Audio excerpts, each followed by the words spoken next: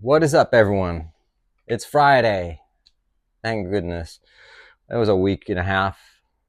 It's all crammed into a week and a half crammed into a week. Anyway, talking time pieces with Tony. I'm Tony. Today is Friday. We're going to do the Q&A.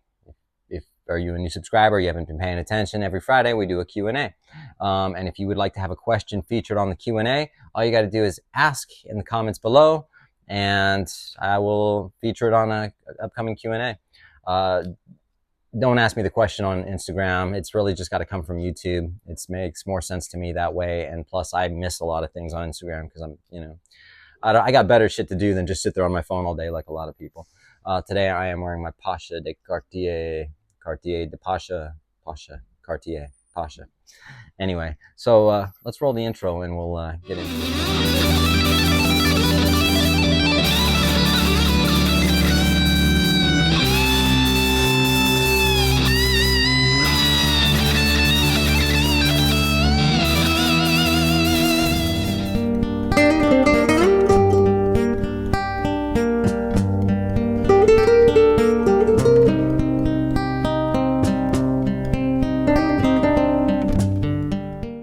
All right, cool. I don't have a ton of questions this week. Sometimes I get a lot of questions. Sometimes I get a lot of good questions. Um, Sometimes I get questions where I just do a whole video based off of that question. Like I have one I'm going to do tomorrow based off of a question I got. So stay tuned for that. Basically, well, we'll get into that tomorrow. The first question I have comes from CYUKKJ. CYUKJ. Hi, Tony. I went to a Patek AD recently and found that the day and dates are not perfectly in line with the windows. I realized it is not what I expected from a Holy Trinity and believe it's quite a big QC issue. What do you think of this flaw, and would you buy a Patek? I definitely won't be getting an overpriced Patek. The dates, like on this watch, you've got to, they had the watch have date apertures, Rolex and the Cartiers, they just align perfectly. They should on Patek. I've never even heard of that issue. Yeah, I mean, if was it all of them? You said that you noticed the days and the dates don't align on them. Which ones are you talking about? Which reference numbers are you talking about where the day is not aligning? Um, but yeah, I mean, they should align. And if they don't, then yeah, there's an issue there, right? Would I buy one? Yeah, of course. I wouldn't buy one with a date that's not aligned or anything like that. I would certainly check it, But yeah, I mean, if that's the case, if they're starting to make watches like that, then yeah, I would definitely say there's an issue there. But appreciate you giving me a heads up on that. Thanks for your question, man. Next question comes from ST1TCH87. If you were to buy a watch pre-owned at a really great price, but it was engraved, would that stop you from the purchase? I'm looking at a Vacheron Constantin automatic patrimony for over 50% off the MSRP. Would it bother me if the watch was engraved? I mean, only if it said something like, the new owner of this watch, I'm going to come back from the grave and haunt you. Or I'll come back and kill your children or something like that. Or if it's something super negative, then I wouldn't, I don't know. All your hard work you put in, Harold, for working at the plant for 60 years. This is our gift to you. I don't know. That would be all right, I guess. It really depends on what it's engraved with. I mean, there's ones that are happy 50th or something like that. I'm cool with that. I mean, it also depends if you want to sell it, and at the same time, if you're getting a good deal on it because of that, keep in mind, if you don't like it, you might want to try to get a case back that isn't engraved. I mean, you might be able to do that, but yeah, it's up to you, man. It doesn't bother me too much. I don't think I'd buy a Rolex that's engraved on the back, but then again, maybe I would. I don't know. Would you guys buy an engraved watch? Doesn't really bother me. But thanks for your question, dude. Next question comes from Dave Holmberg 1644. Tony, I'm torn between Cartier Ronda Solo 36 or a Baume and Mercier Classima Executive for a wedding watch. Help. There's okay. So Baume and Mercier are really under the radar watches. They're part, I want to say, and I might be wrong, correct me if I'm wrong, are they part of the Richemont group? I know Cartier is, but I don't know if they're Richmond Group or not. They're one of the groups. Are they Swatch? No, I don't think they're Swatch. Anyway, it doesn't freaking matter. You're talking about a watch. Do you, which one? But anyway, Baume and Mercier, you know, they're a great brand. They make great watches for around the $3,000 price point, whatever. In-house movements, I think, for the most part. But I'm kind of off the radar with those. I haven't looked at them in so long, you know. And then, of course, Cartier, you're looking at, you know, at the same time, you use automatic or quartz, right? The 36 millimeter Ronde is quartz. The Baume Mercier is automatic, I believe. So two different things, right? So it just depends if you prefer, if you want quartz or if you want automatic. If you've got a bunch of automatic watches and no quartz watches, go with the Cartier. If you have nothing but quartz watches and you want an automatic, go with the Baume Mercier. Your Cartier is, it's going to give you a little bit more, you know, it's a little bit more classy, and a lot of people know what a Cartier is opposed to a Baume and Mercier, dude. You know what I mean? There's not a whole lot of explaining to do. If someone's like, what kind of watch is that? You go Cartier, they go, oh shit. Or if you go Baume and Mercier, they go, oh, okay, this is nice. Bye bye. Oh, look, that guy has a Rolex, you know? So it's up to you, man. I wish you the best. This next question comes from Vahan S.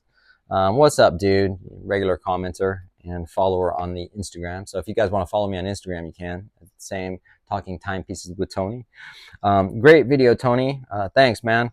I've had my eye on the Ronde. There we go. We're just talking about that. The Ronde since I first saw it on your channel. Yes, I had a Ronde 36. I'm probably going to buy another one. I tried it on and it felt so light on my hand compared to Rolex. I'm assuming I'll get used to it. Do you have issues when switching between watches when they are so different in weight and size? Not really. I have had, you know, I had one with the 41. I've been so used now to wearing 36 Rolex that the 41 feels big, but I've been wearing this a lot. But the thing is, if you switch them off constantly and you wear them constantly, you just get used to it. You don't even think twice about it. You already know what you're going to put on your wrist.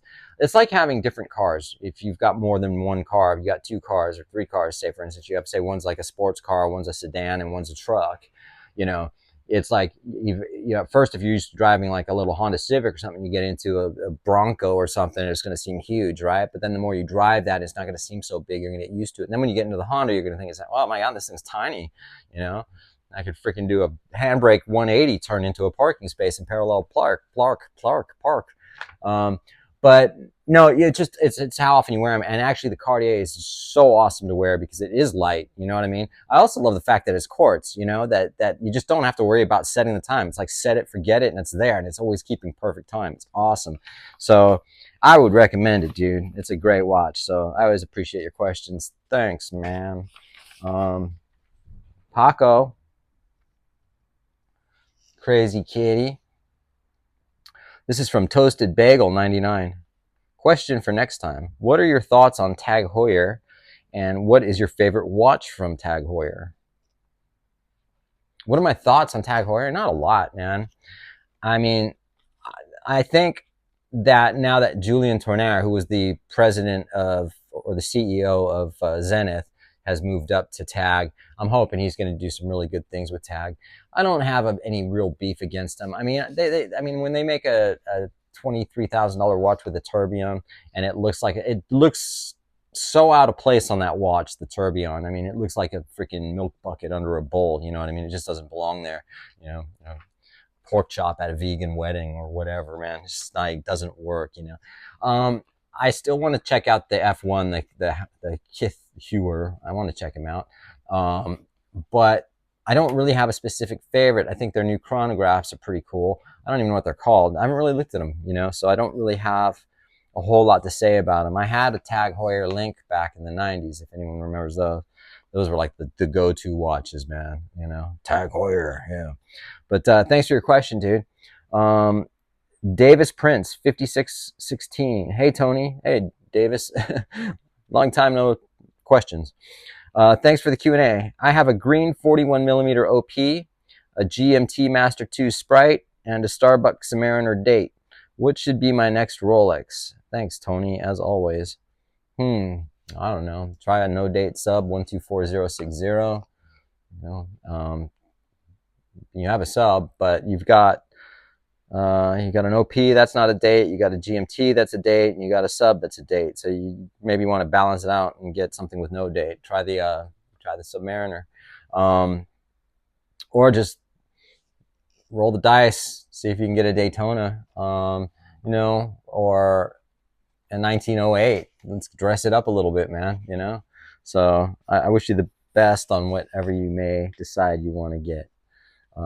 This next one comes from Captain Willard, 830. Tony, thanks for sharing your thoughts and insights. Thanks, man. I like sharing my thoughts and insights. Good stuff. Appreciate it.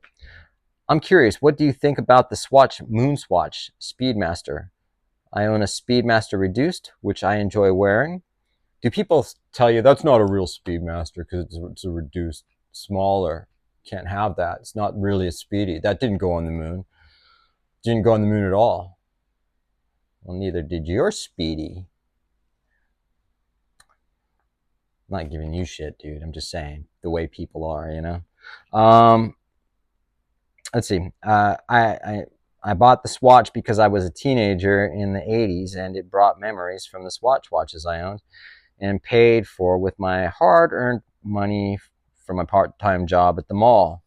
Dude, typical dude. I don't know where you're from, where you live, but that sounds like how it all happened. We were young. We got into Swatch watches when they came out, and we had to have them. We had some kind of job, whether it was full-time or part-time, and what we did was we spent our hard-earned money on getting Swatch watches. I've always been fascinated by the first moon landing. I think it's a good thing young people are getting into watches because of Swatch and Tag. I think it's a great thing that younger people are getting into watches. And what do I think of it? I have two of them, I've got a whole box full of Swatch watches.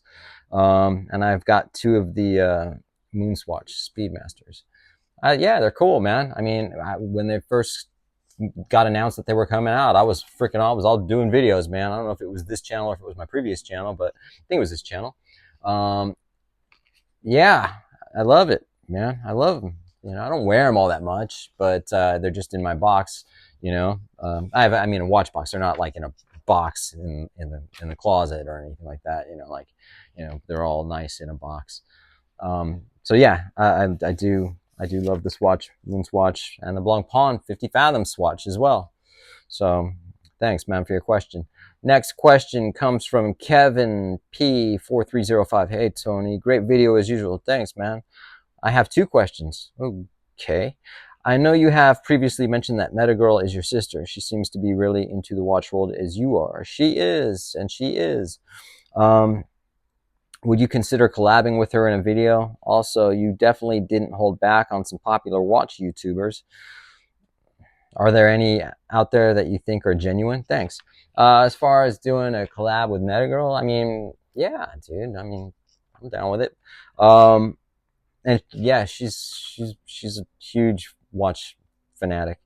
And yeah, I wasn't trying to slam other YouTubers, man, but it's getting really hard for me to watch other YouTubers, not because I'm like think some kind of snob and I know more than them or anything like that, but it's just some of the bullshit that comes out. It's just like, I mean, most other, not all, but most other YouTubers are in it because they want as many subscribers as they can. They have something to sell you, it's just, I don't know, man.